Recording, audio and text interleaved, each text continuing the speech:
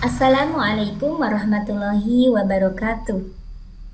Alhamdulillah, pada kesempatan kali ini Ibu bisa bertemu kembali dengan kalian. Mudah-mudahan kabar kalian tetap sehat dan semangat.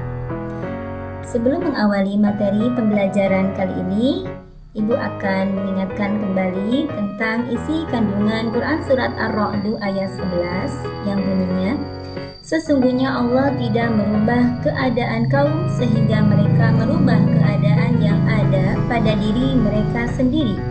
Dan apabila Allah menghendaki keburukan terhadap sesuatu kaum, maka tak ada yang dapat menolaknya, dan berkali-kali tak ada pelindung bagi mereka selain Dia.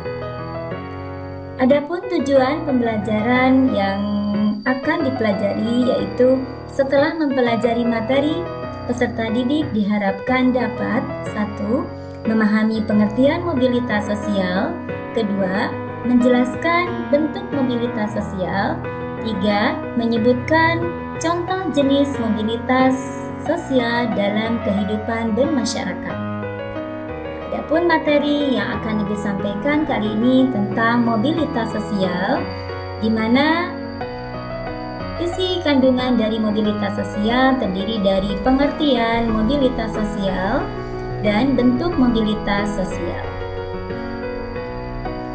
Pengertian mobilitas sosial merupakan sebuah fenomena sosial yang kerap terjadi dalam kehidupan sosial. Mobilitas berarti suatu gerakan atau perpindahan yang menimbulkan perubahan, sementara sosial berkaitan dengan kehidupan bermasyarakat. Sementara menurut Anthony Giddens bahwa mobilitas sosial adalah gerakan dari orang per orang dan kelompok-kelompok di antara kedudukan-kedudukan sosial ekonomi yang berbeda. Adapun bentuk mobilitas sosial terdiri dari mobilitas sosial vertikal, di mana penjelasan mengenai mobilitas sosial vertikal yaitu perubahan kedudukan sosial dalam posisi yang tidak sederajat. Jenis mobilitas ini dibagi menjadi dua, yaitu social sinking atau gerak mobilitas sosial ke bawah, yaitu perubahan kedudukan sosial dari kedudukan tinggi kepada kedudukan yang lebih rendah lagi. Contohnya, seorang manajer diturunkan jabatannya menjadi karyawan biasa karena melakukan kelalaian pekerjaannya. Adapun social climbing atau gerak mobilitas sosial ke atas yaitu perubahan kedudukan sosial dari posisi rendah ke posisi tinggi. Contohnya, seorang warga yang diangkat menjadi ketua RT atau staf biasa diangkat menjadi salah seorang manajer.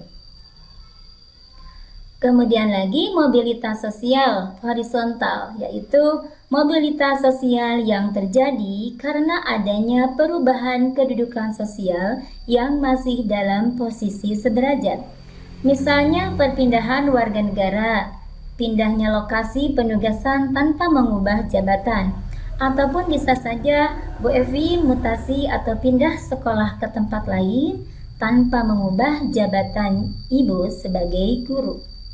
Yang ketiga, mobilitas antar generasi merupakan mobilitas sosial yang terjadi karena adanya perubahan kedudukan sosial yang berbeda dengan keluarganya.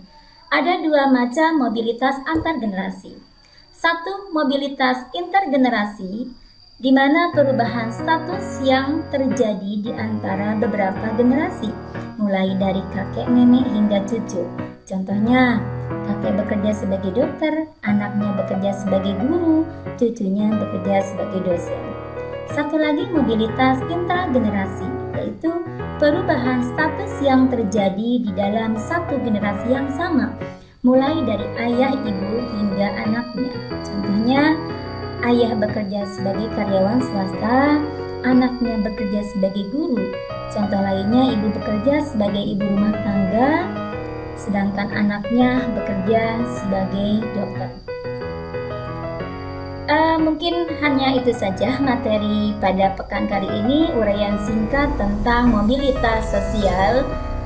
Silakan kalian pahami, simak bagaimana perubahan yang terjadi di lingkungan sekitar kalian. Kemudian lagi, tugas mandiri yang akan Ibu sampaikan. Yang pertama, tuliskan secara ringkas proses mobilitas sosial yang terjadi pada seseorang. Yang kedua, tuliskan 2 contoh mobilitas vertikal dan horizontal pada kehidupan di sekitar masyarakat.